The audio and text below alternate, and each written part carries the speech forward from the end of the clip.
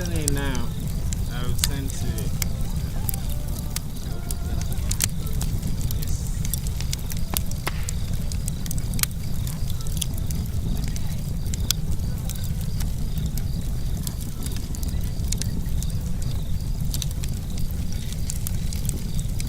Okay, I sent it to us all. Let me share and then.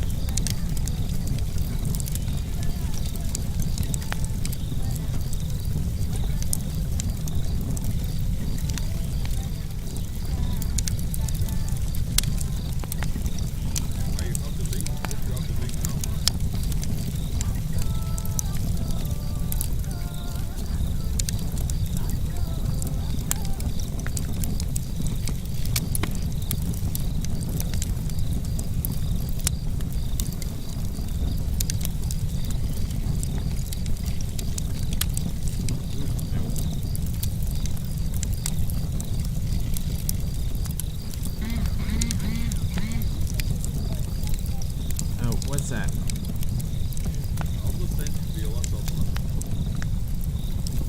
I am sharing them. Windsuits already.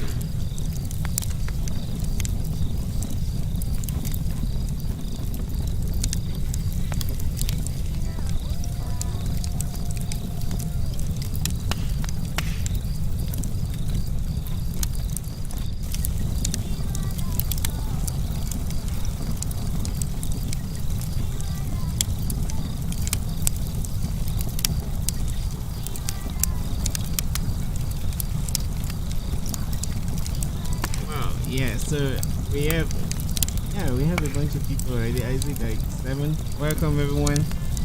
Thanks for joining.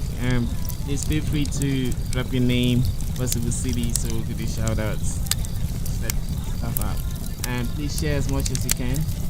And we are also sharing now.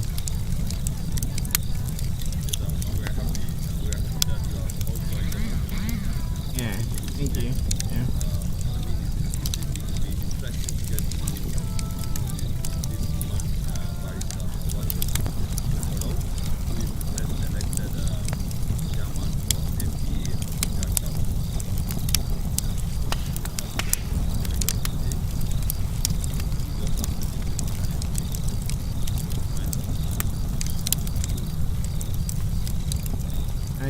Hi Loretta. For you. Shout out to Loretta. And Loretta, please, we would be glad to host you to here. So it looks like you're doing some activism over there in Germany. So glad to host you. Yeah, Loretta. Yeah. Adding water. Yeah. Hello, Barrister, are you there?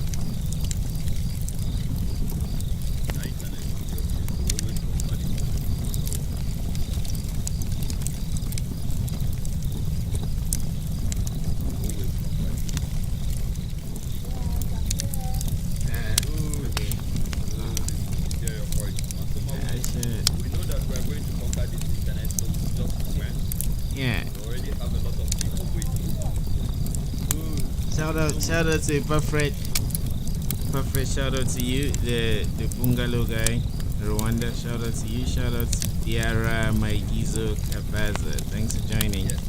Thank you. Oh wow. Alright, so we'll just comment now. As we'd like you to tell us who you are. We're very interested in your humble beginning. Good. So you can comment by telling us who you are, your humble beginning. So people know Hauwa Shekarau when she was like 5 years, 6 years, 7 years, 10, 8, 9, 10, all like that.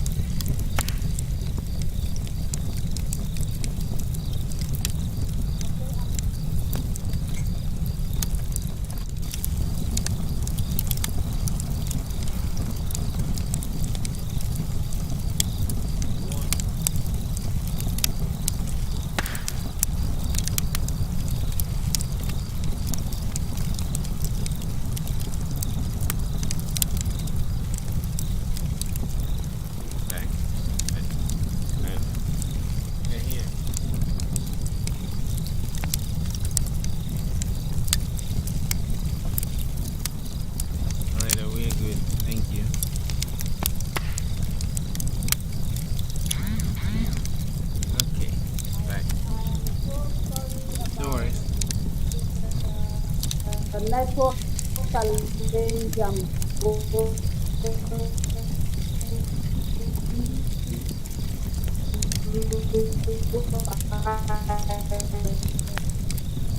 don't know. Lagos is such a very bad. And, this is one of the we pay for internet services and you can't get Yes. good service for what you are paying for. Such a sad situation. Just sue them. Yes. You can just take them to We're court. depending on you people to sue them and deal with them Right. to fix it. Yeah. Yeah, Yes, so we're let's gonna get fix let, it. yes, Okay, so so let's get to know you. my name is Hauwa Shekarau, and by the grace of God, I am a lawyer by training. I'm a human rights activist by my, I would say, in the last 2 decades. I have focused a lot on human rights issues, in particular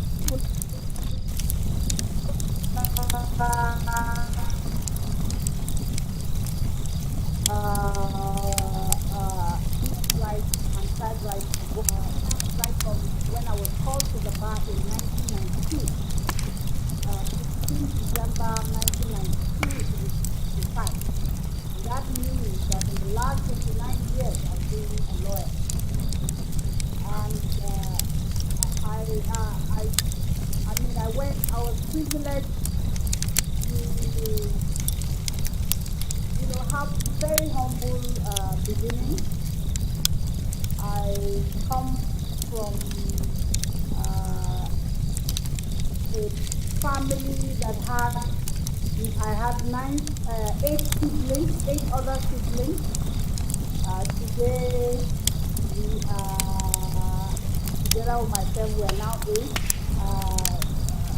I lost my elder brother about more than 2 decades ago. I lost him, and so we're 9 today. Our parents are all late now. My parents come from southern Kaduna, from Zango Katab local government. And what that means is that by origin, I am from Zango Katab local government, and I am a Tiap by the dialect we speak is Tiap. And so, like I said, I come from very humble beginnings. My father,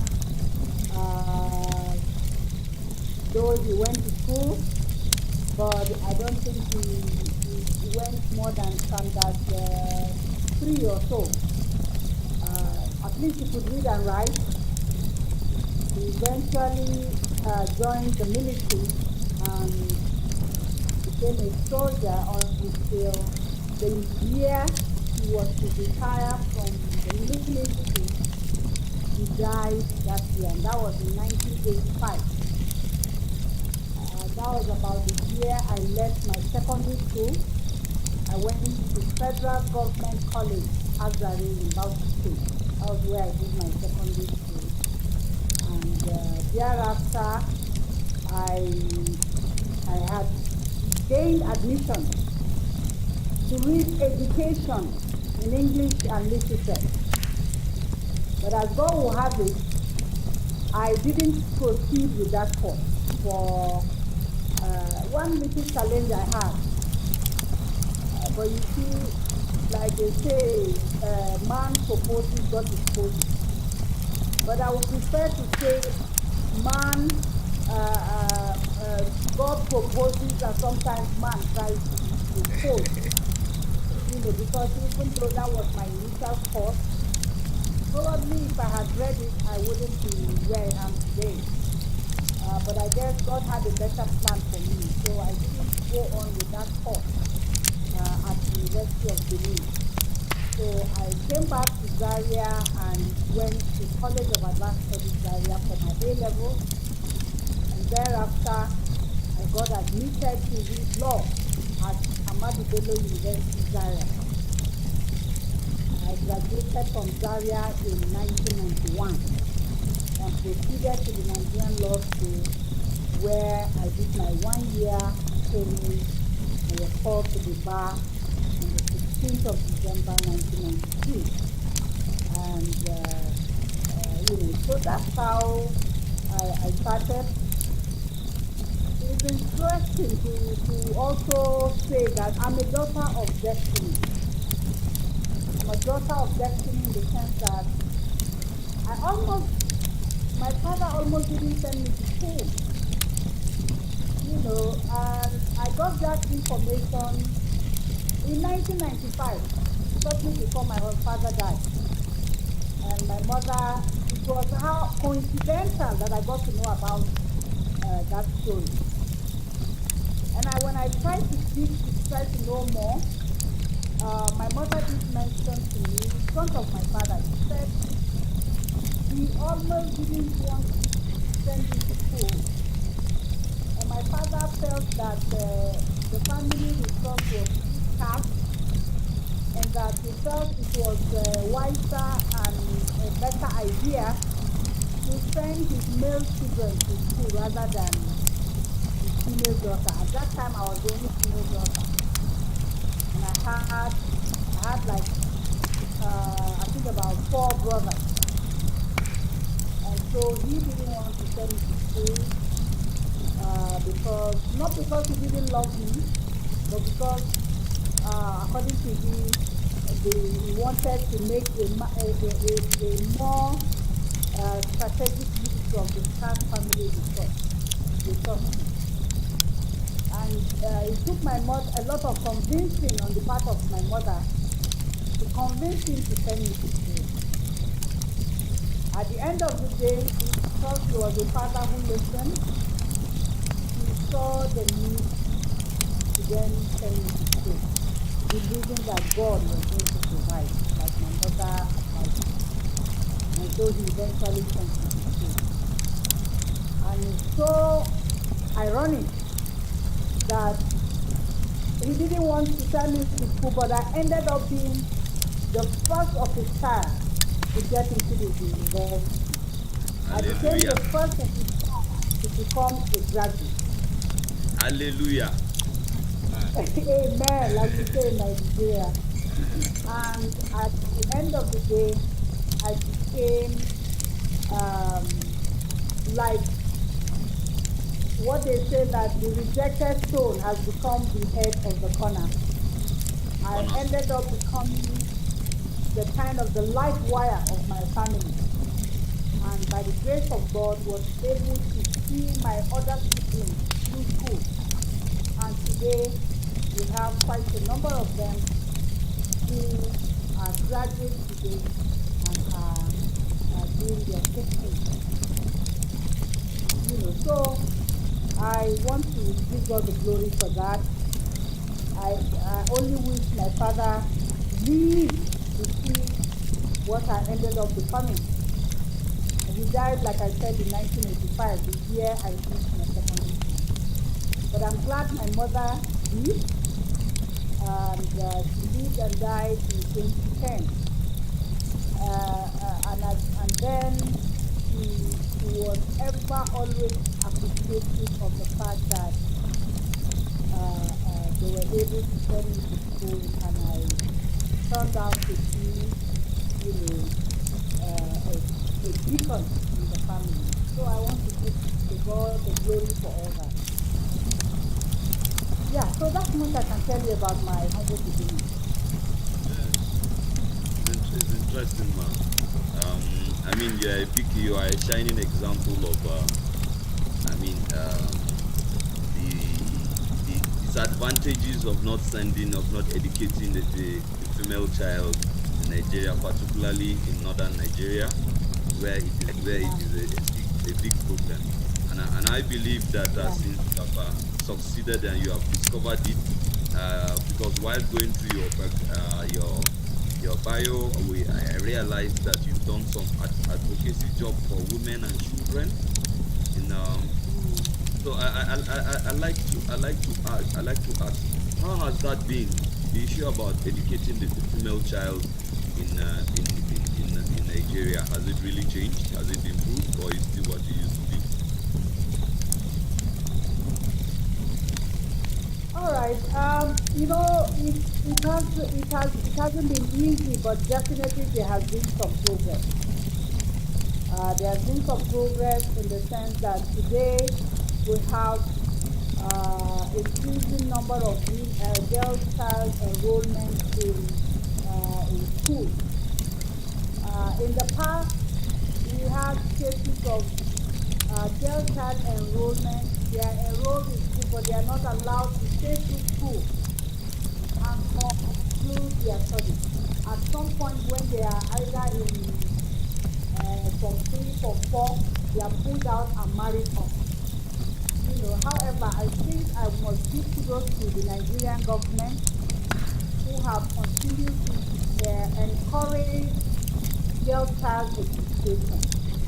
And in some states, the education is actually made free so that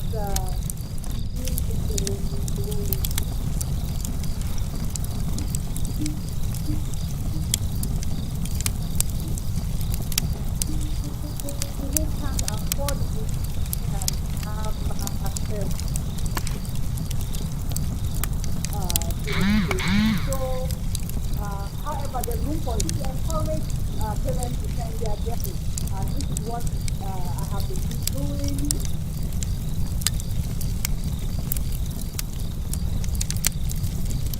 And over the years, through some of the organizations working and continue to encourage, when you send a girl child to school,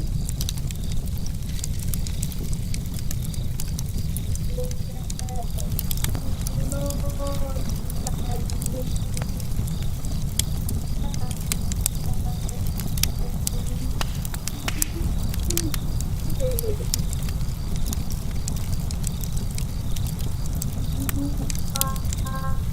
you are educating a nation. You are Mm. educating the future generation. And so when you educate her, and even if she doesn't go beyond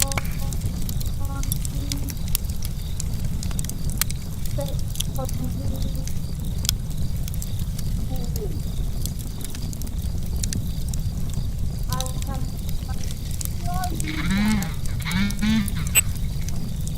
the health indices around her family compared to her immediate counterpart is extremely different.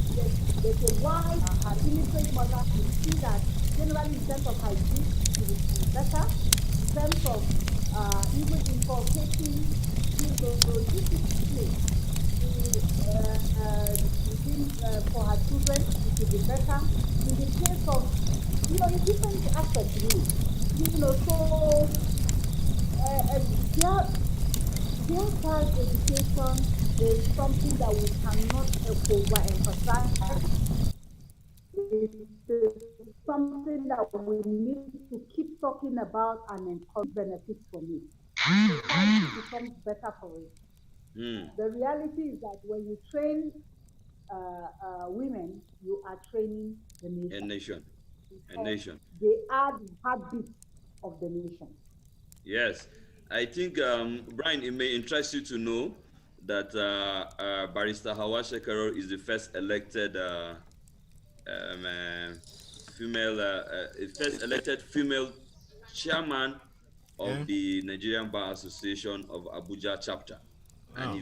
if Abuja is the capital territory of Nigeria, it means that would be one of the most vibrant branch in Nigeria.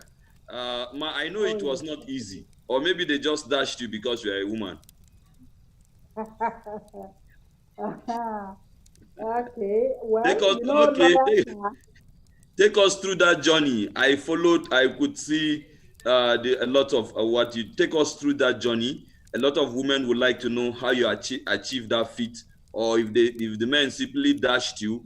I mean, we would also like to know how very nice, gentlemanless they were. Well, Isaac, I must tell you the truth. Power is never given to you on a platter. You have to fight for it.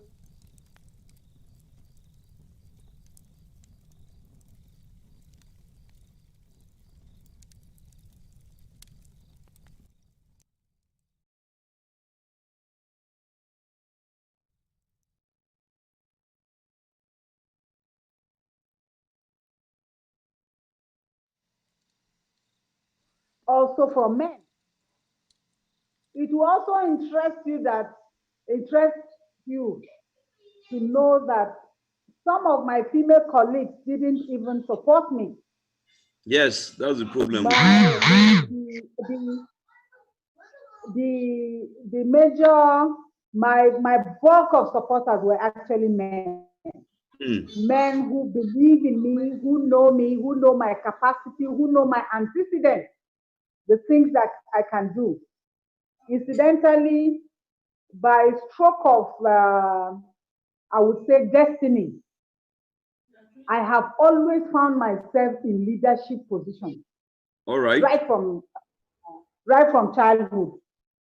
Hmm. At primary school, at Army Children's School in Gombe, Bauchi State, I Hmm. was the head girl of my primary school Wow.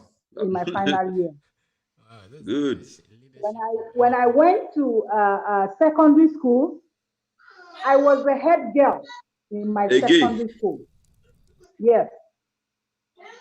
When I got to the university, I was a class rep of my class, the law class, the law class for my year.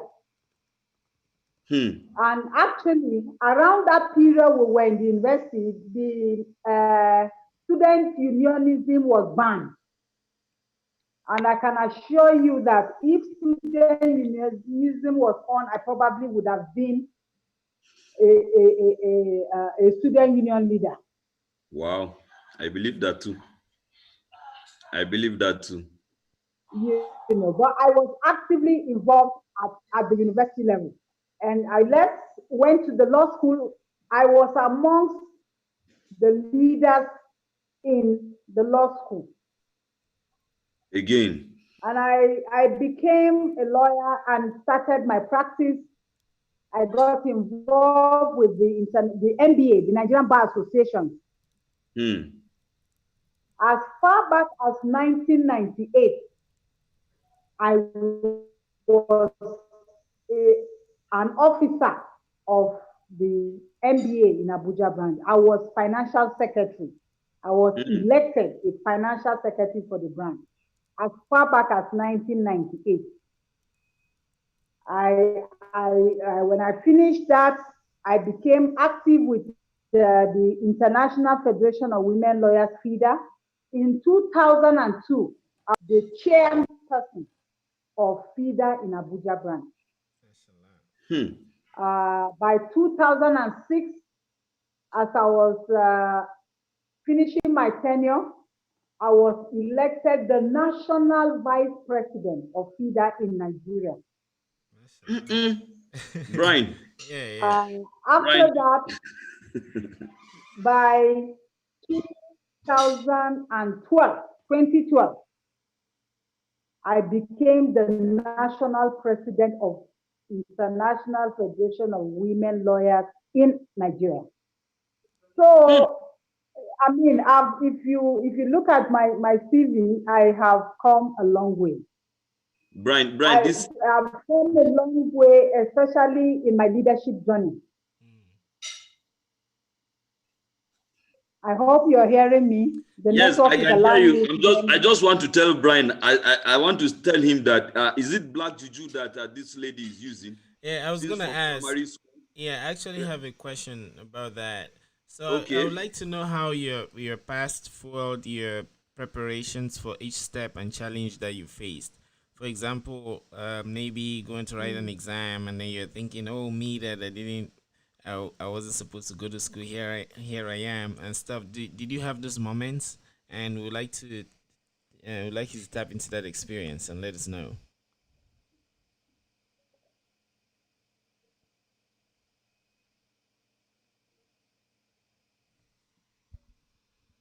Well, Okay. like I told you, I used to Yeah. know about it only in 19 to know about it. My mom never discussed. Something happened, and I went to see my father. I did a small vacation job. I got paid. So I took the money, the first salary they paid me, I now took it to my father Yeah. and knelt down and gave it to him. I said, "This is my salary that I just got paid." I Uh-huh. wanted him to bless it. Uh-huh. Now I did that in presence of my mother, Yeah. and she saw that he collected it and was so happy for me. And she now said, "You see yourself, the Nigerian mother." Yeah. She said, "You see, you are happy. She has earned something and has brought to you of all your children. This was the one you didn't want to send to school." Yeah. That was how I got to know about it. And when I knew about it, Yeah. he loved me just like all his children, but that it was because of the scarce family. That's why he explained what happened. Yeah, right. But I Yeah. put that behind me. Okay. However, I didn't lose sight of that fact. It's Okay. one of the things that has continued to propel me to excel. Okay. Hmm. It's one of Mashallah. those things that I have kept in my subconscious to say, Hawa, nobody even gave you the chance. So you need to distinguish yourself in whatever you are doing. Make sure that you don't have any cause to give anybody reason to say, oh, we shouldn't have actually sent her to school. Mashallah. And so instead of it to dampen my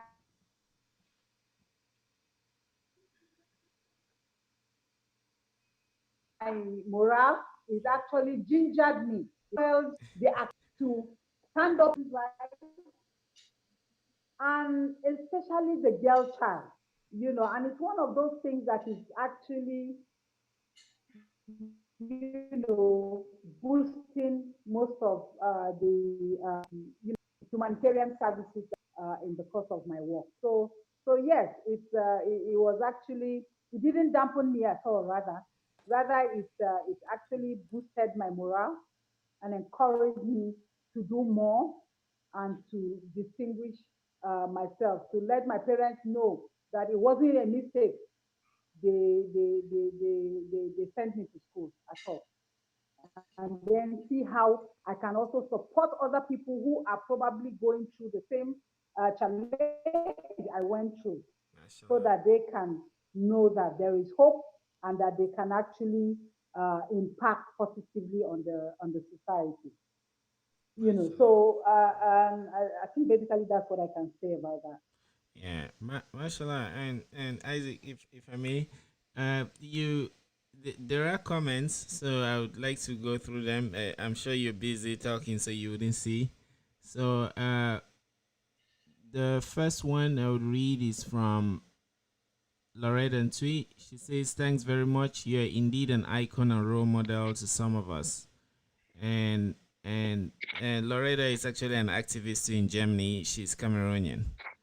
So we're glad. Oh, Yeah, we're glad she can be inspired. And then we have Diara Maigizo Kaza. Says indeed a That's my very, in-law. oh wow, mashallah.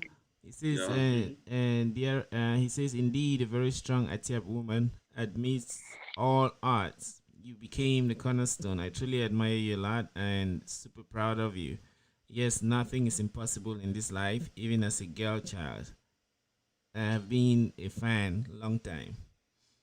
Thank you, Hmm. thank you. Good. And we have a ECS Ojuku. Is it X Ojuku?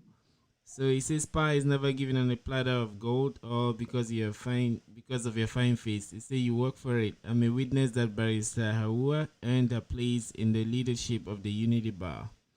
Yeah, so actually this last one, as you mentioned, that power is never given on a platter of on a platter of gold. Oh yeah, because of your fine face. It got me thinking. You know, as we grow up, we hear a lot of wise sayings, be it in the Bible, be it from our elders, be it from people like you during sessions like this. But most of those things are ideals, and then there's the real work that we have to put. So someone can hear power is not given on a platter of gold. Yes, but what are the conscious moves that we need to do to actually reconcile the ideal of getting the power you need and the reality of actually working for it? So in your journey, like, we'd like to know if, like, did you do your homework 1 week before time and stuff like that, or should is this something that you just chill and chill and chill, and then God will come and make you pass that exam, and then experiences like that, so that some of us, as we hold our own journeys, will be able to do what is right and later um, enjoy success that we can be proud of.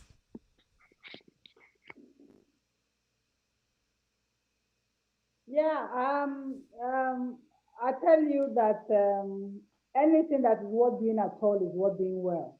And Okay. so my journey to becoming the chair of the Nigerian Bar Association Abuja wasn't an easy one. In the first place, I took it very seriously. It was Okay. something I started since last year, June, when I first I was intimated about it. And I said, okay, let me think about it and pray about it. I Okay. took 2 months Wow. to pray about it, think about it, and I also tried to also make sure that it's something that I am willing to do and I have the time to do. Okay. So at the end of the day, I, made up my mind after 2 months of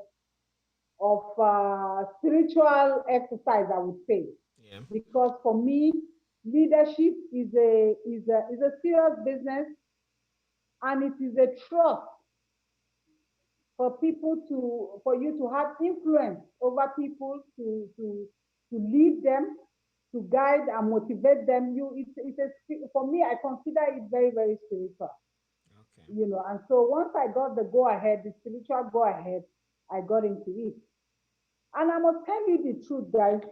It was the moment I made that decision after my spiritual exercise and prayers, and it was so clear in my spirit that yes, that's the right thing to do. As soon as I expressed my intention, I didn't need to struggle so much, because God just brought people my way. Some of them I've never known them. Rather, they know me, they know my name. Many of them just called me to say, look, I am already working for you.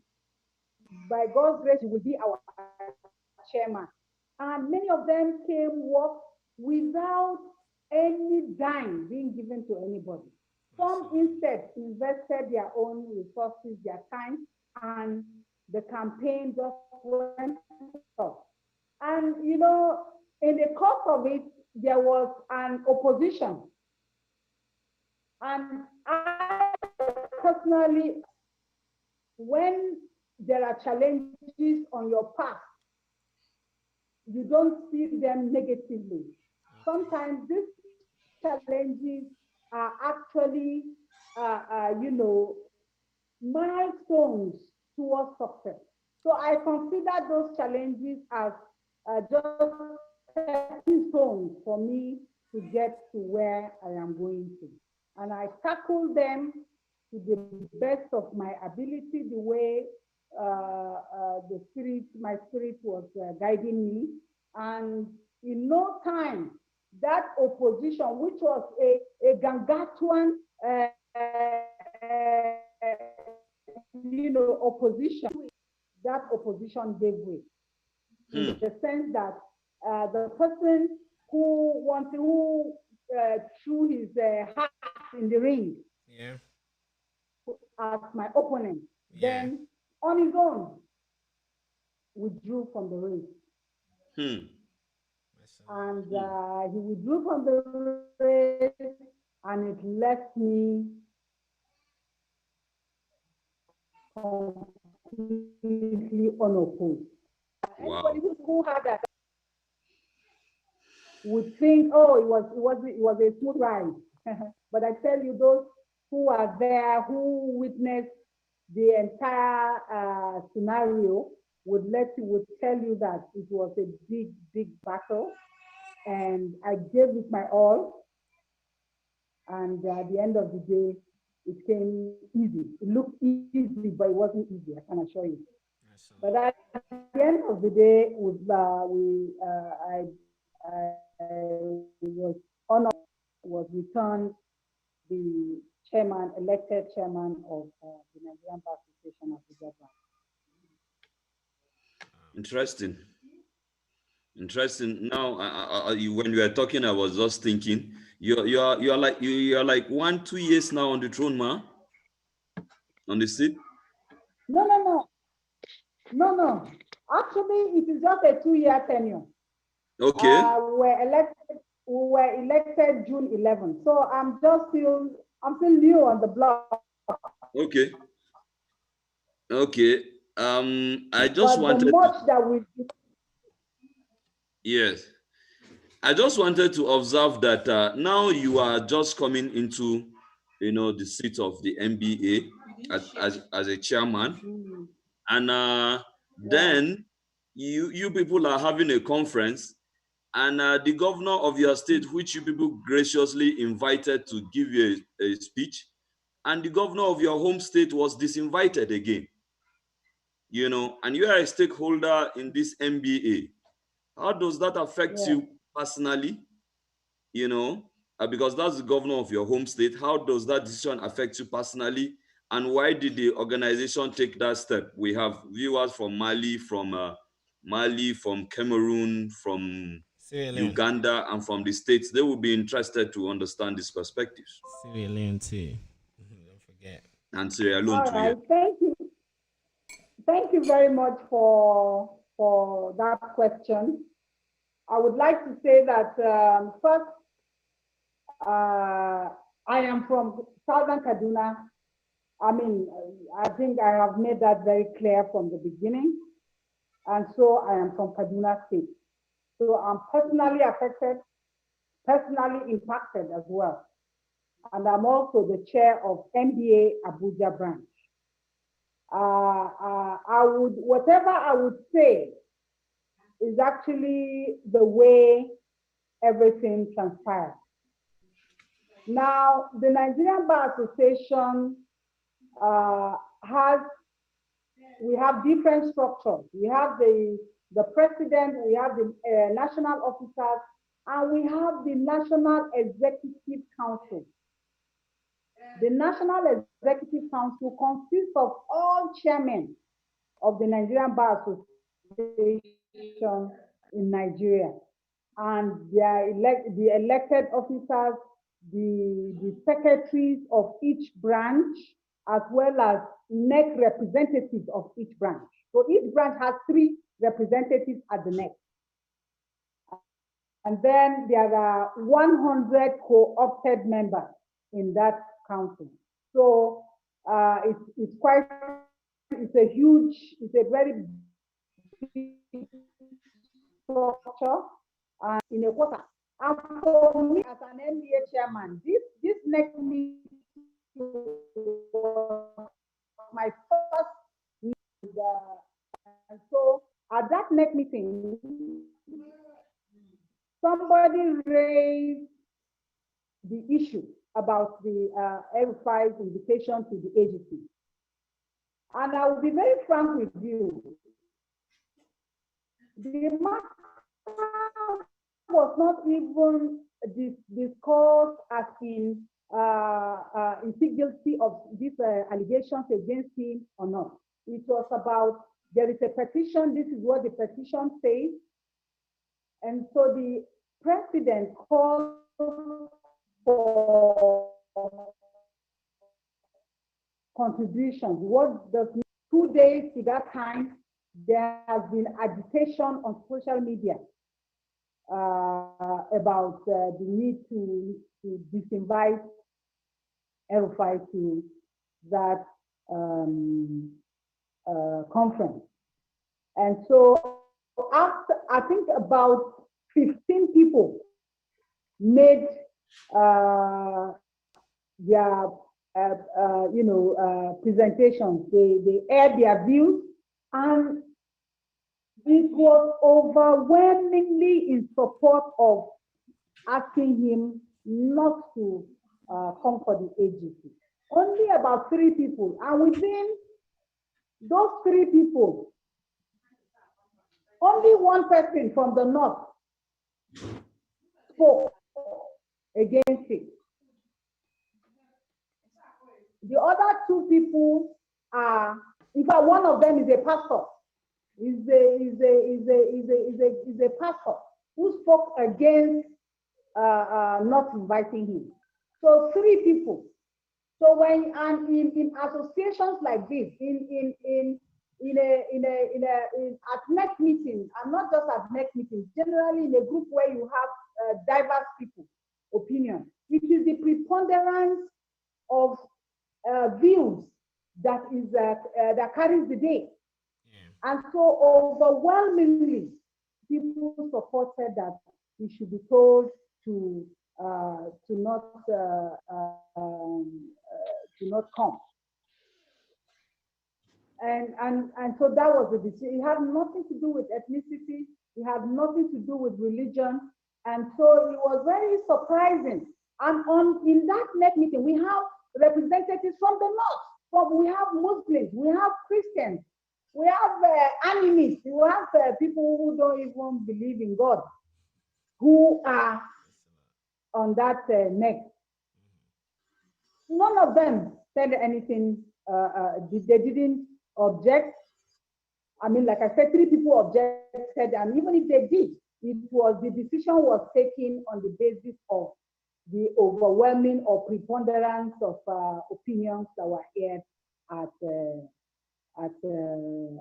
that neck. And so to see people talking on the line of ethnicity, in the line of religion, is very, very sad, truly, because that wasn't the reason behind his.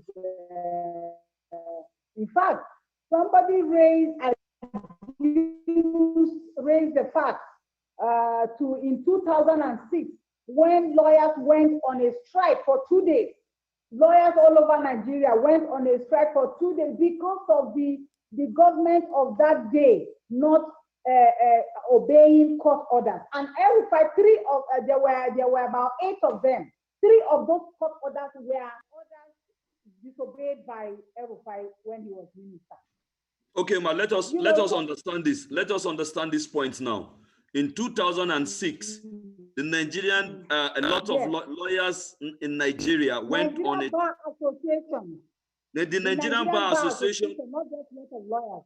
Okay, the Nigerian Bar Association went on a strike because the government of that time were not respecting court orders. And you are now saying that amongst those 8 issues, El-Rufai was responsible for 3. Is that what you're saying, Ma? That's right. Quote me, yes. Wow. Wow. It was Femi Falana that reminded us about that in his own letter, to say that this was it. So it was, people felt that he had the penchant of disobeying court order, even as minister of FCT before he became governor. And as governor, it has continued.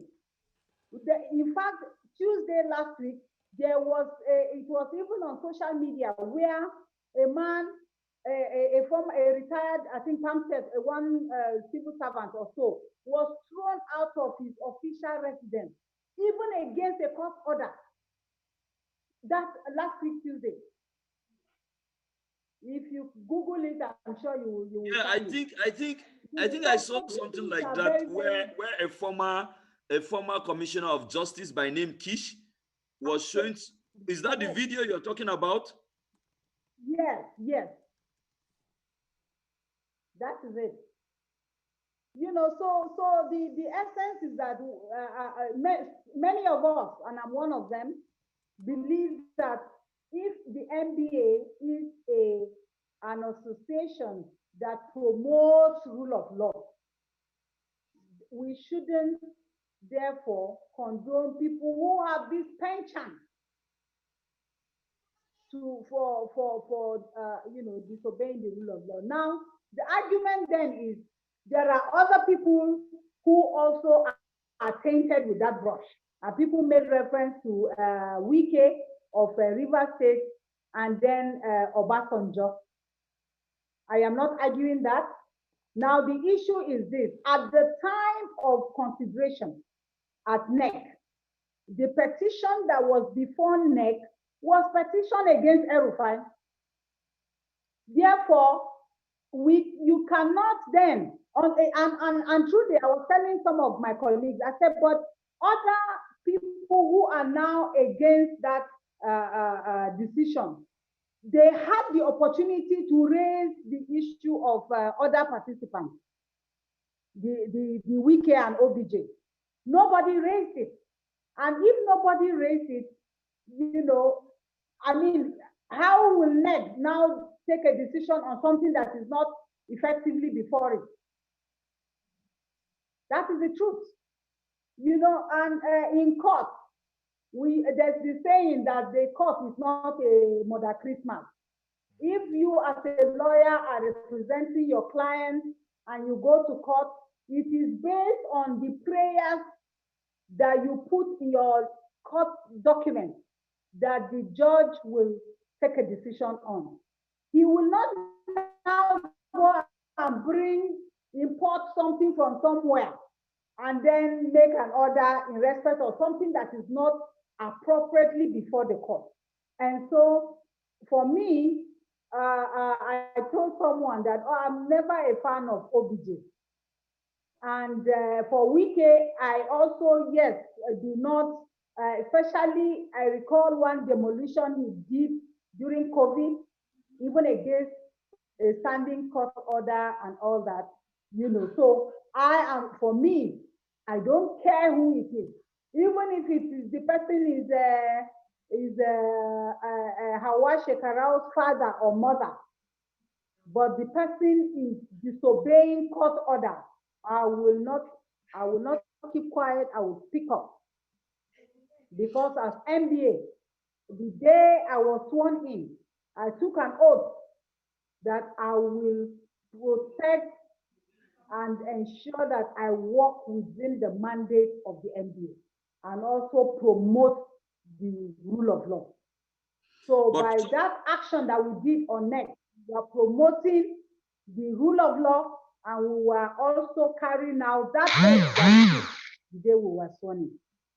But some people are of the opinion, the former emir of Kano State, Sanusi Lamido Sanusi, a brilliant mind, an intelligent person who is well respected in Nigeria and all over the world, has opinionated that the NBA should have allowed El-Rufai to come in and give during the presentation in the course of the conference and try to engage him on some of these issues, and that would have been the proper thing to do. Don't you think that the NBA has lost that opportunity, so to say?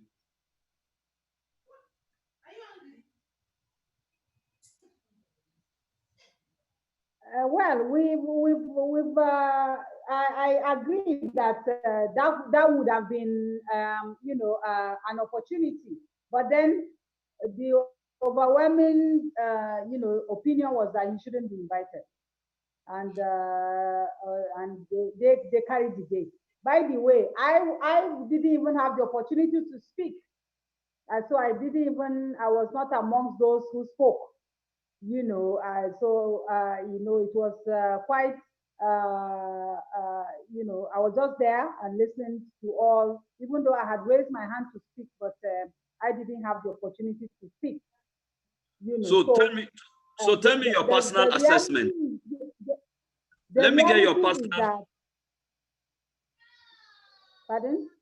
Yeah, let me get your personal assessment, on the decision, your own personal assessment on the decision. Do you think it's fair? For me, I think in the first place, like I said, we are an association that promotes rule of law. Therefore, we shouldn't be seen to condone or associate with people who have the penchant of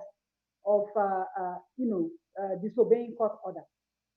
It is important that we send a message home to say that if you have the penchant of disobeying court orders, we will not. Meanwhile, this same governor is always fond of using the judiciary to suit his own purpose.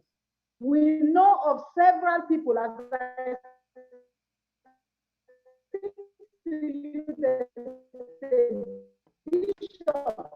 today, who is being tried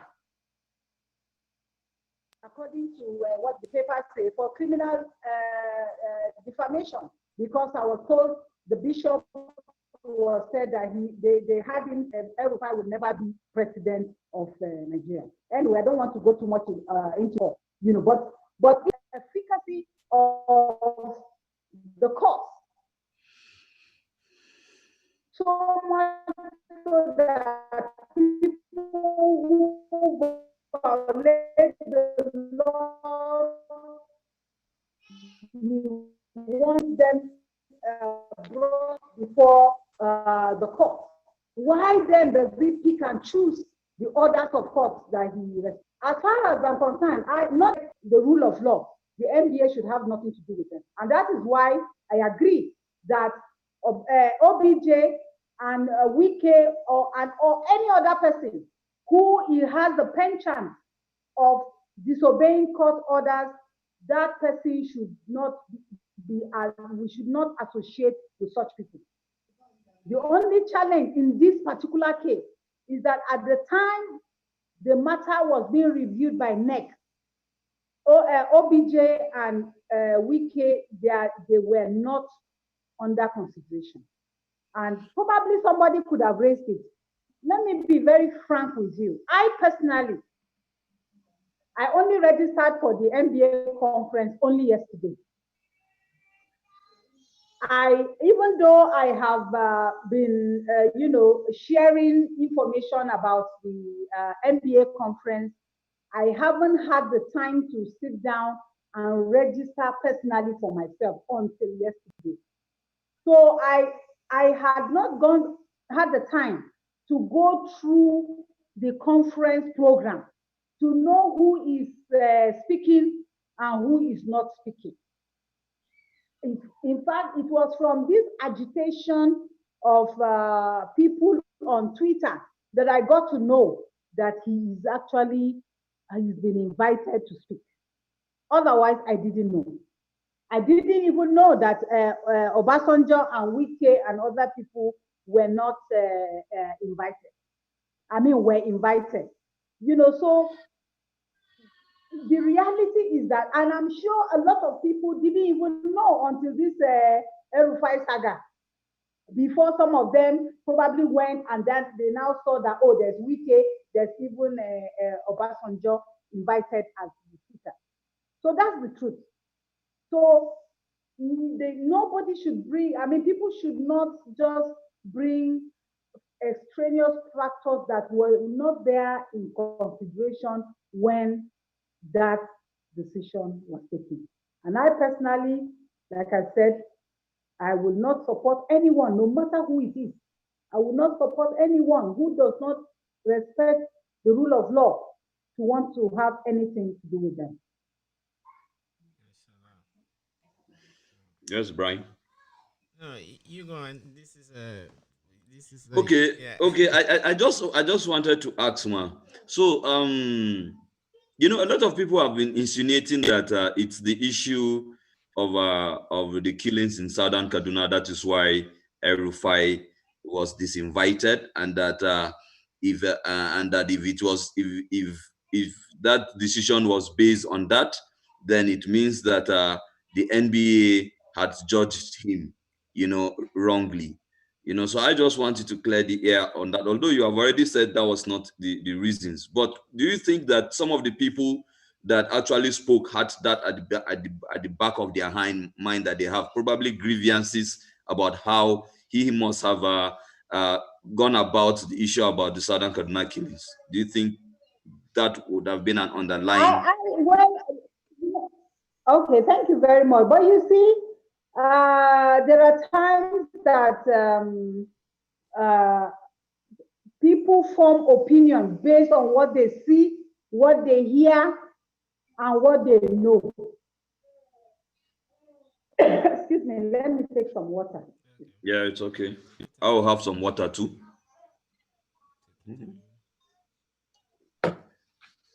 You know, so if opinions are formed, people have been reading about this Southern Kaduna killing on social media and on national television and what have you. So a lot of people have been asking, what is this about this Southern Kaduna? What is the problem that we haven't been able to, resolve? So people have been asking questions. Now, don't forget also that the governor El-Rufai has also been on national television, being interviewed about this matter, and he has been talking.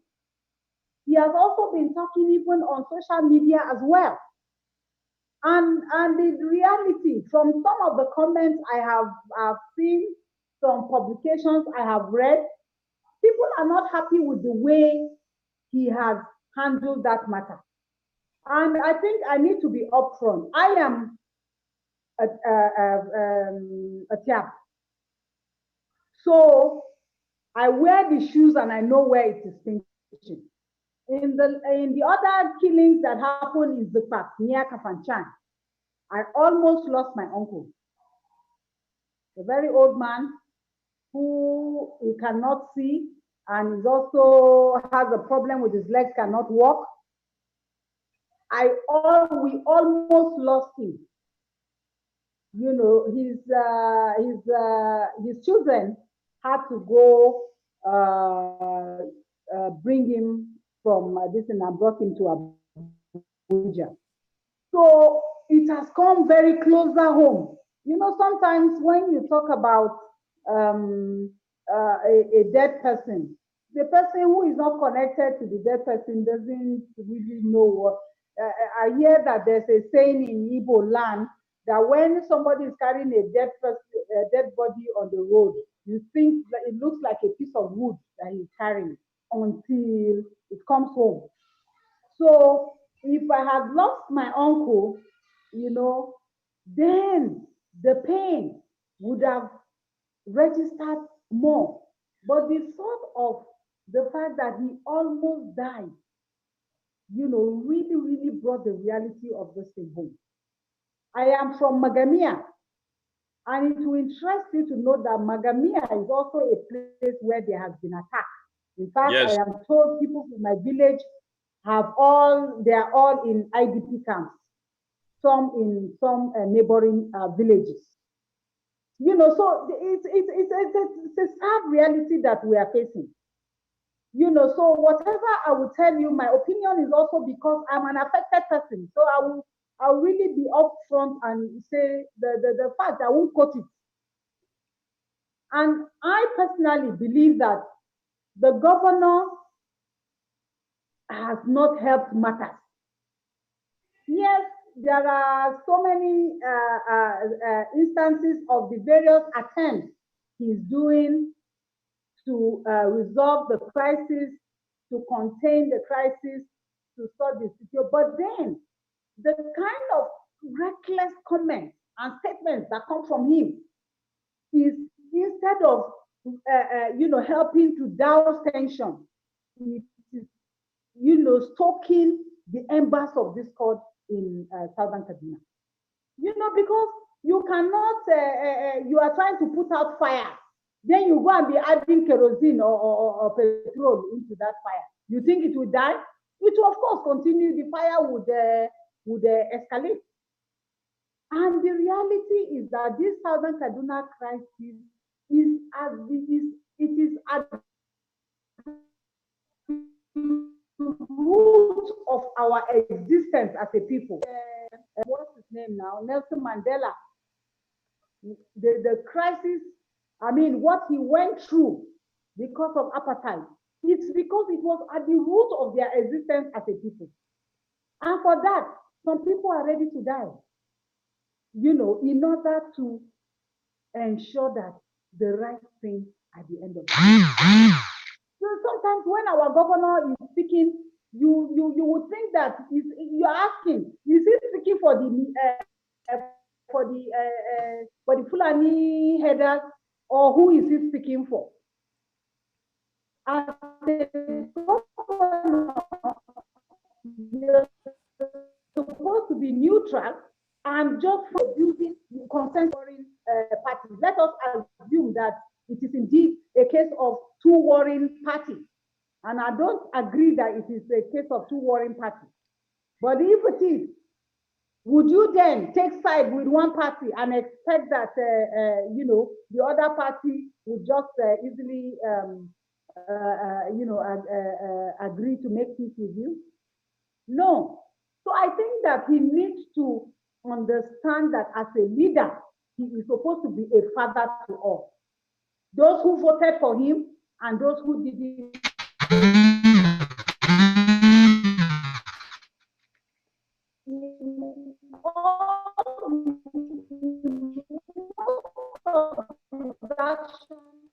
Most of the things he has clearly shown that he doesn't have his developed, even in terms of his, some of the things that he's doing.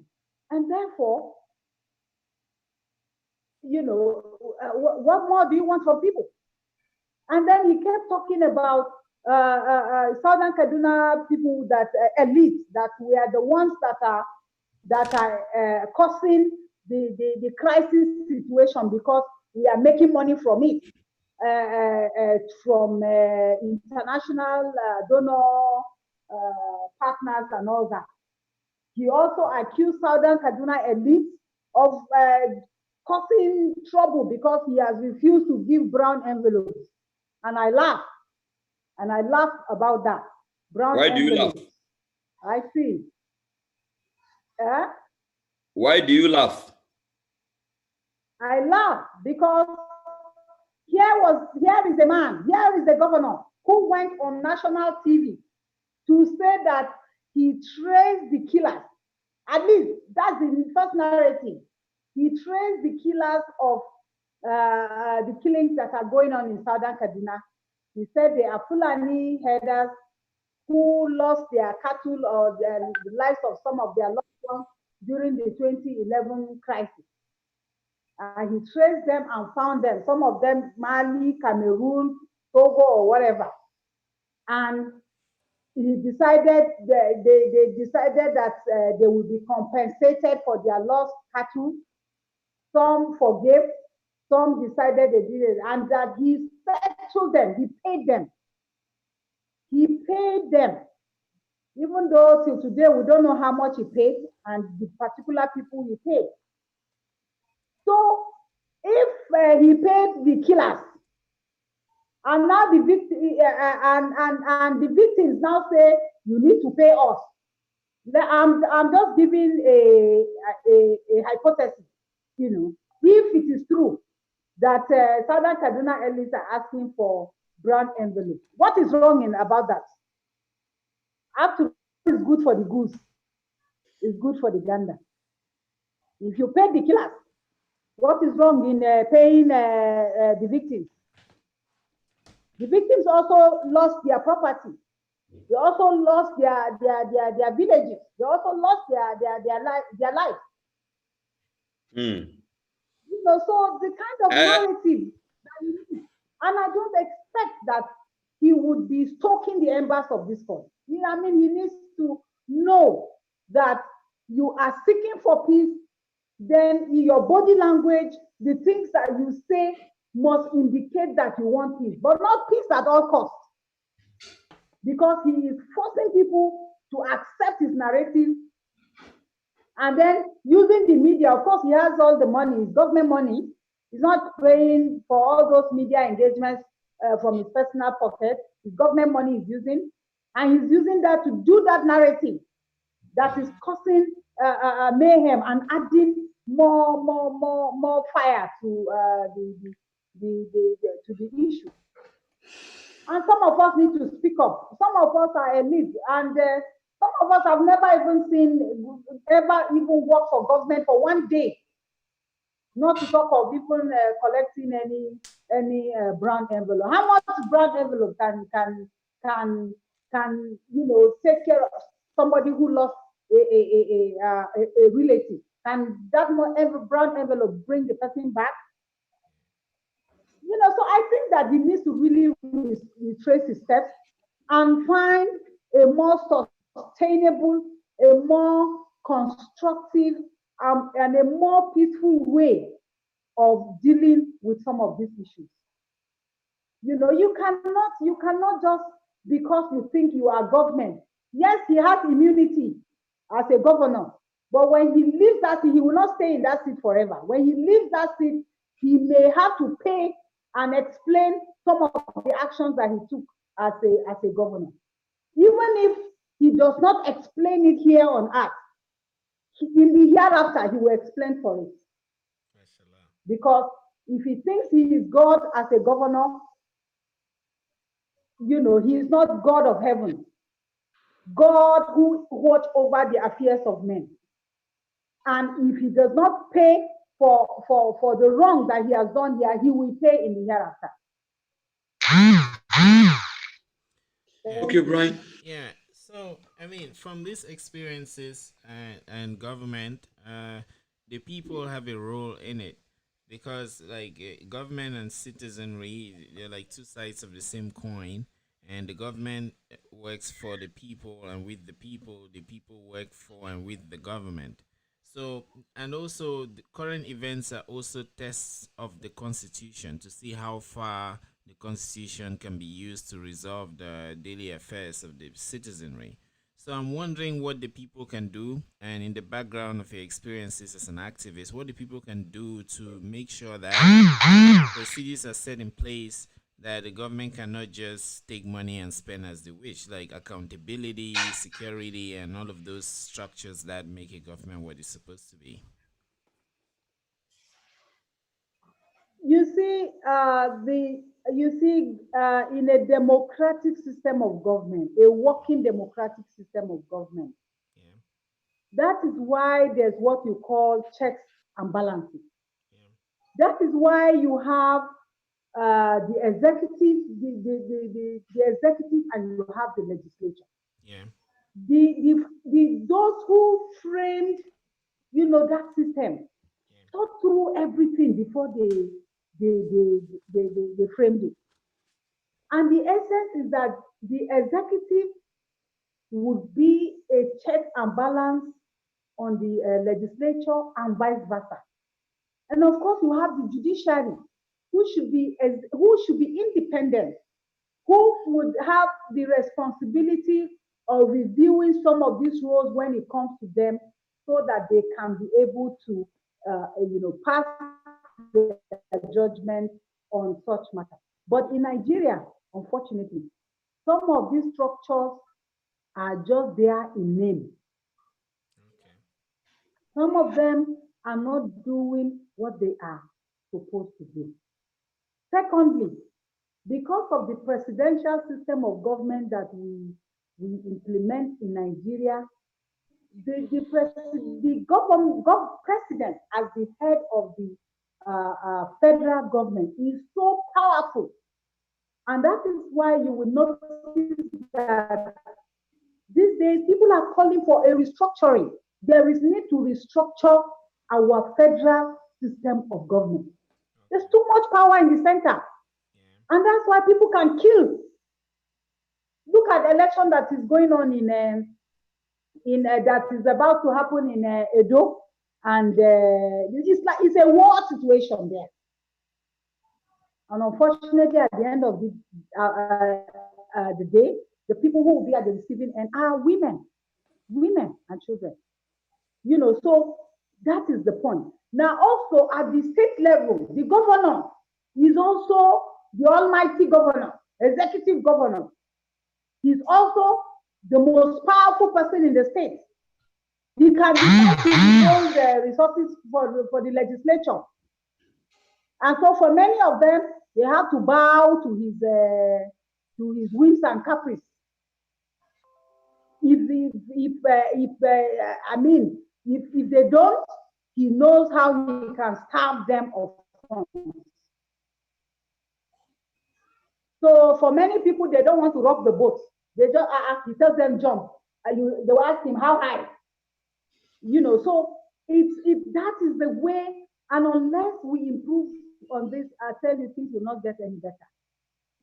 We need to really, that restructuring is something that must be tackled if Nigeria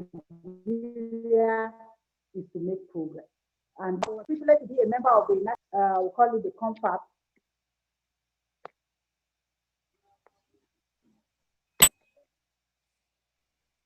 I was privileged to be a member of the CONFAP with a report. It was quite coming, but we came on. If that report had been implemented today, I tell you, Nigeria would have been the better for it. You know, so the issue of accountability, holding people like, you can see a few dissenting voices, a few people who are criticizing what government is doing, either at the federal level or at the state level. You can see their brushes with law enforcement agents. Some, don't be surprised now because of this, my interview now, I get invited by the police or I get someone from Kaduna State because of my views or my opinion. Yeah. But Are you afraid? You know what? Some of us. Are you afraid of that? Some of us will still say the truth. I am not. Absolutely not. Because I know by my statement I haven't broken any law. The freedom of expression is guaranteed in the Constitution. And some of us will have to speak truth to power, no matter whose ox is God. We're going to say the truth the way it is. If government is doing well, we will say, oh, you've done well. There are some policies and some actions that the state government, Kaduna state government has done that I went on my Facebook page and commended. Such as what? Tell us about those projects. I think it had to do with this issue of the teachers, the reform in the educational sector. I commended it. I commended it because for many years, I have always wondered what kind of teachers, when you meet a teacher who is a teacher of English, the person cannot construct a simple, nice sentence for you. So I asked myself, what are you teaching your students? And you are a teacher of English. You know, so when he did that, I had no qualms in commending that, yes, this is necessary. And I recall some other, I can't, remember everything now, but there are certain things that I had they were doing that I commended. I said, oh, this is good. Okay, but if you have done, if you want to be commended for doing good, when you have veered up, you need to also listen when people are criticizing. Constructive criticism, I think that is what is important. It's not about, like we know, power is transient. Today you are there, and then the next moment, when is your time, you leave, another person comes in. So we need to sustain the voice of dissent. We need to sustain the voice of constructive criticism. And the essence of criticism is not because we hate anyone. People have told me, I've had some people say it's like you hate Erufai. I said, I don't hate him. I don't hate him at all. I just hate his manner of handling some of this matter. There's no doubt that he's a brilliant governor and he has very brilliant ideas, but I think the way he has handled Southern Kaduna, matter leaves much to be desired. And he doesn't know, from the way he speaks about the matter on TV and what have you, it gives him away as somebody who has already taken sides, as someone who is clearly siding with the Fulani, Hausa Fulani herdsmen. Yeah, he's Fulani, And right? people are seeing, people are, we don't even need to make any on his body language. The people have done to him that he hates us with a passion. And of course, hates us with a passion. We love him, even though we didn't vote for him. It is nothing personal, And I think that as a leader, you should rise above that. You should rise above that. Interesting. Thank you. Yes. Yeah. Thanks, man, for that. So another issue that really, in on the side of the citizenry, since it's not only the government that makes mistakes, we too. Another incident or issue that arises today is domestic violence, and and and that really is an issue that like holds us back as a society, as a people, as the world is becoming global and countries are now competing just like soccer teams. So domestic violence, please, we would like to know your experience in dealing with those issues, be it from uh, yeah, activism days and activities, stories around, and the issues that support that, and how we could reduce it in our societies.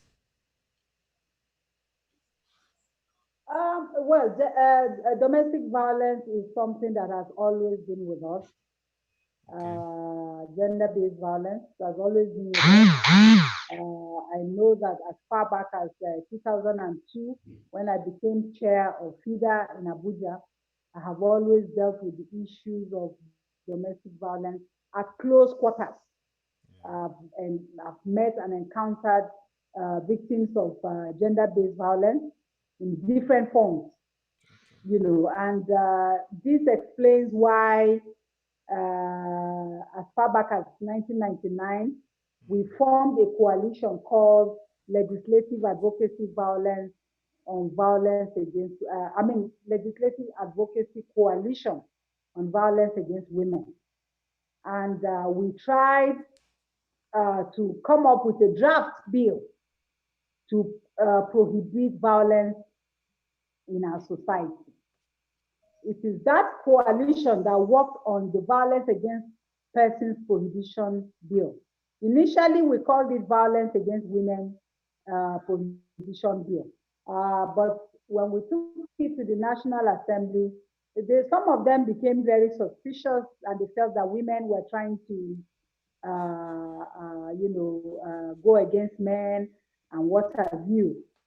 So we were advised to change the title. So we changed it from Women with Disabilities Persons because of the argument that also some women are purveyors of violence. Yeah, right. So we changed it Yeah. to Violence Against Persons Like women have been killing men these days. Prohibition Bill. Always. Well, you see, so yeah, we agree. We agree that violence is not intrinsic only to men. That some women too can be violent, and so we changed it and changed the scope and made it Violence Against Persons Prohibition Bill. So it was that bill that eventually was passed to law in 2015 after about 13 and a half years of advocacy. It was a grueling task, but eventually Mashallah, 13 years. we got Wow. it passed into law. Wow, that's a milestone. Yeah, it does. 13 That's a It years. milestone. What kept you does. We going? went through, and 13 years. particularly for this one, I mean, Yeah. but you see, sometimes when there's a particular bill, I remember which bill it was sent by the executive arm. Yeah. It was one of the fastest bills to be passed into law. And of course, anyway, let me not go down to the nitty gritty of what we went through. But at the end of the day, Yeah. at least we were able to get that law passed Yeah, that bill passed into law. Mashallah. So how can Well, that be So used, like for the public? that has helped advocacy and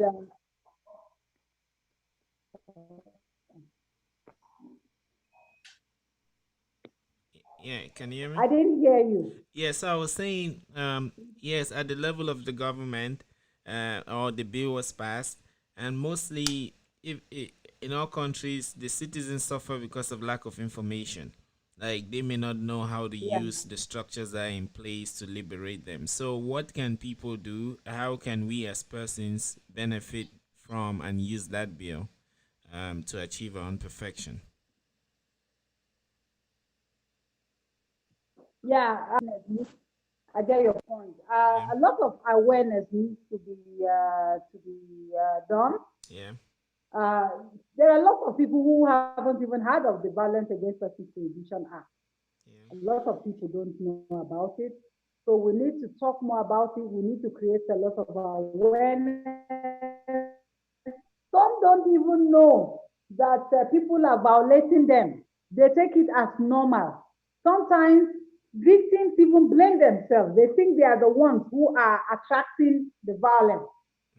So a lot of awareness creation needs to be done in order to sensitize people and let people know that when somebody is being violent to them, they can reach out where they can go to and what have you. We've also had the challenge of lack of sometimes lack of capacity also, even on the part of some of the law enforcement agents on handling some of these matters. yeah. Sexual violence in these few months, especially during COVID, has been on a steady increase. Okay. So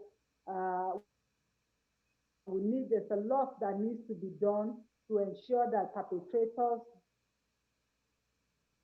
are brought to book. Because Okay. when perpetrators are brought to book, it serves as a for others, and they know that when they do things like that. So we continue to do advocacy, and then media people such as in sensitizing and creating awareness on this matter, particularly in the rural areas where uh, you know uh, you know information is really very difficult getting through. Yeah. well, we have been, thank you very much for all your experiences, all your wisdom that you have shared here. We've been talking for like 2 hours now, One hour but twenty here three we can minutes. talk forever. Yeah. So I'm sure in you would want to be concluding. But in conclusion, now I'd like to ask this, and Brian, we're talking to Czech Omar from Mali. Yeah. One of the reasons to which the coupists came into Mali and took over power was final corruption. There's corruption all over Africa, and um, it's the same thing in Benin Republic. It's the same thing in Ghana. It's the same thing in Cameroon. It's the same thing everywhere in Africa. And incidentally, the defenders of the rule of law are lawyers.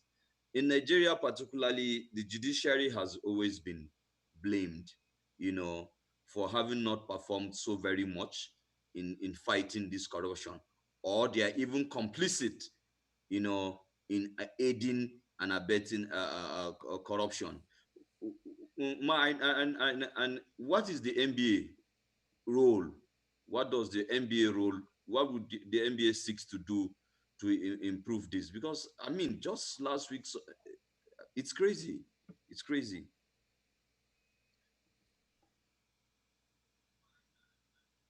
Well, the NBA, like I've mentioned before, is in the mandate of promoting the rule of law. We're doing what we can through going to court on matters that we believe we need to take to court. We also do advocacy around,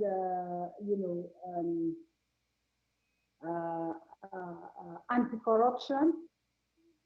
As I speak to you in my branch, we have a committee on anti-corruption, and they have a lot of activities lined up. Only yesterday, there was a 2-day seminar that was started yesterday, ended today, where the focus was on a trend on criminal justice system addition with Center for Sociological Studies that is headed by Professor Akinseye George. So we are doing our bit to sensitize members, and also when we have situations where some of our members are involved in some of these corruption activities, steps are taken, disciplinary action are taken against them, and they are brought before the Legal Practitioners Disciplinary Committee. Across all the branches, we have those disciplinary panels.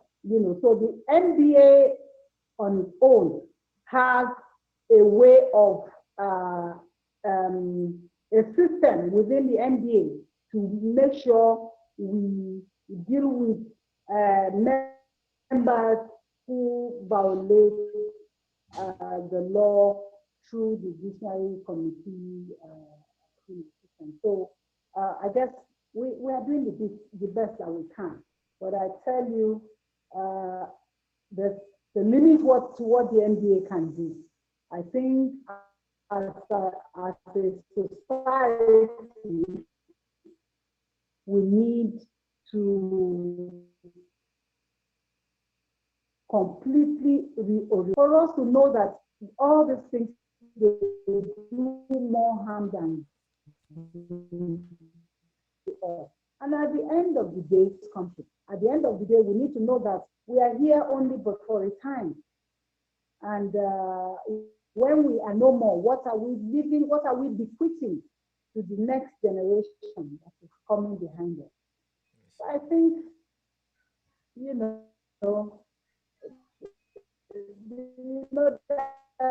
there's that mentality in Nigeria where we say, well, we just need to pray. But we need to, apart from praying, we need to also take action. Take action. And I tell you, sometimes it is the Nigerian people themselves that are encouraging some of these things. You will see somebody who has stolen billions or trillions. When the person is being brought to book, you will see people who are affiliated with that person, either through religion or through ethnicity. They will now come up with one propaganda and just bring something that will throw, how do they say it? They throw a spanner in the works. Spanner. Yes, so that, everything is just becomes fruitless. I truly don't know, why we are like that. Meanwhile, we love to go abroad. We want to go to developed countries. We love to see the good things, and we wish we have those good things. But it takes discipline. We need to completely change our way and discipline ourselves. And when something is wrong, it is wrong, irrespective of who is the perpetrator. It is when justice, I think that's the most important thing I need to bring up. The issue of justice, equity, and fairness. When we bring those things to bear in all that we do in this country, then Nigeria will be the better for it. But today, unlike the symbol of justice is that woman, the blind woman. If you look at the symbol of justice, you see a woman carrying a scale, her face is blind, is blindfolded. What it means is that you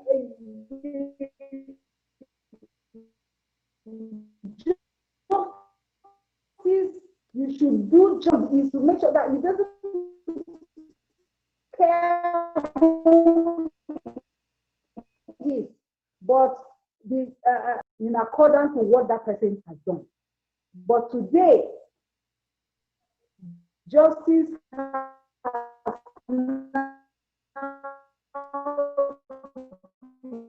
become, apart from the fact that it is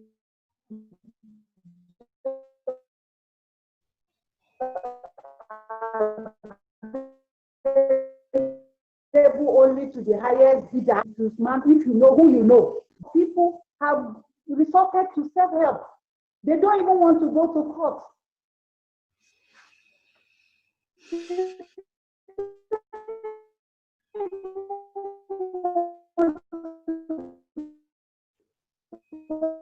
To police anymore. If anything happens to them, and for some, send on that to fire that person. You know, and the justice system.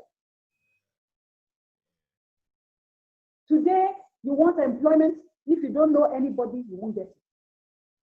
Today, somebody has taken away the only thing that you have. You don't know where to go. You first of all, you go to the police there. You are going to spend money there. And then if the person you are accusing has more money power than you, before you know it, right before your very eyes, the story will change. But that's where the lawyers are supposed to come in and help. Justice must be given its pride of place. Yes, I agree with you, absolutely. I agree with you. You know, but you see, the only challenge is that lawyers are also a product of the society. The lawyers are not living in the moon, right? So garbage in, garbage out. We are in the society. So I think this thing is not just, there's nobody that is above it. Almost in every facet of our society. Go to the church and you will hear the kind of things that are going in there. Go to the other religions too. You will hear this. They're sorry. So who will bail the cat? Yeah. You know, it's when I talk about it, I really because, and I tell you, in spite of all as pessimistic as the situation looks, there are people who genuinely can turn things around in this country. Yeah. But most of those people, they don't even have the access. They will even be blocked. They will even be blocked. We have very qualified people, eminently qualified, who mean well, truly mean well, and are ready to do what they can to salvage this country. But they will not be given the opportunity. So that brings me back to this issue of we need to tell ourselves, for how long will this continue? Because there is a saying that the people deserve the kind of leaders they get. You know, so I just, you know, for me, I as a person, I am not perfect. I also have my own weaknesses. I also have, I'm human after all. Like the Hausa people say, I'm not, but I'm not perfect, you know, but I have made it a point of duty that on my own part, within my own sphere of influence, I will do what I can do. As MBA chairman of Abuja branch, I am doing my best to be the example that I want to be for others. And even when I'm alone, doing whatever I need to do, where nobody is looking at me, I want to be myself, knowing that at the end of the day, I will give account not just to the people who elected me, and we give account to God. I think when people know that power or leadership is a trust given to you by people and also by God. Therefore, you will account to the people. You will also account to God. So if you decide to account to people and tell them lies, that this is what you did, this is what you did, when they didn't see it, they may not be able to controvert you, but you can't lie to God. I think we need to have that at the back of our mind. Well, that's for the people who don't believe in God. I think that would be a different thing for them. I don't know who they will account to. Yeah. They will But account to Ogun. whether we like it or not, Yes. our actions, we will one day account for them. Thank you. Thank you, ma. Yes, I mean, at this junction, we always say that that maybe there are things that there is an issue or something in your mind that we have not asked you in all this our conversation. So maybe at this point you have something that you want to share that we didn't ask you. This is the point that you can share it. But before you share it, I just want to also ask or know to say that now that Wike and Obasanjo are also known to have falling short of the standards of the NBA conference, to which Erifai has been removed. Do we expect to see? Do we expect that Obasanjo and Wike will be disinvited too? So those are the two, and I close. I don't say anything again.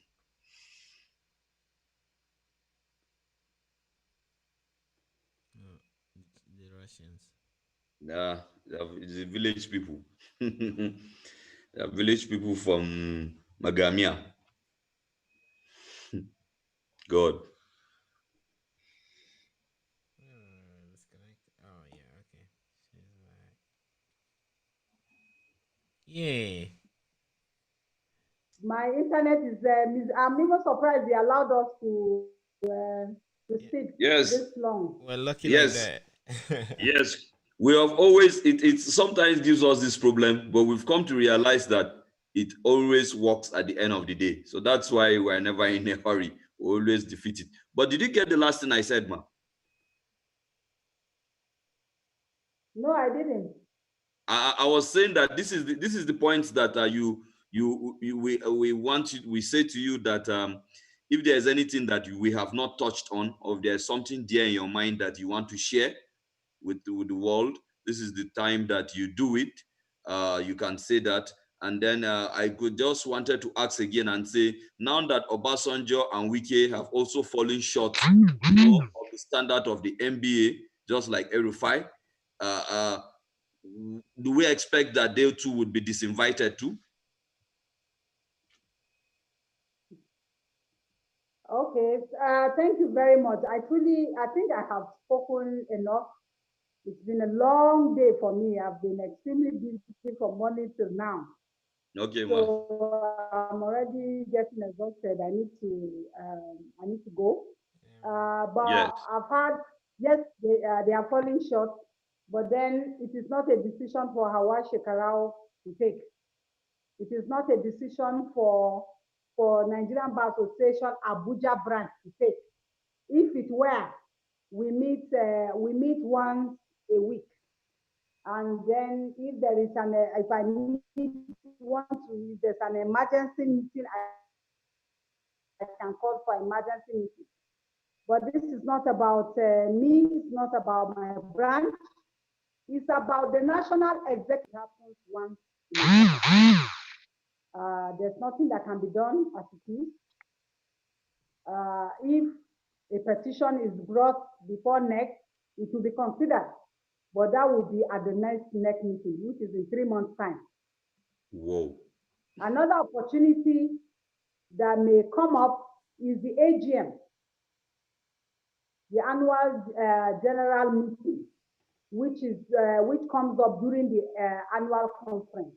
And I'm not sure, I need to check when it will happen. I suspect that it might be on Thursday, by which time the conference is on. Annual conference is almost gone. So it is not a decision that anybody can take. Even the president cannot take that decision by himself. He doesn't have that power. It is the NEC that will give him that power. Okay, thank you. And it is interesting. It is interesting to note that that president, this week is his last week as a president. His tenure is ended, and I'm not certain of. I think it is on that last day or so, the new president will assume office. Mashallah. So that is for me. That's the way I see it. But we are watching. We are watching to see what will happen. Yeah.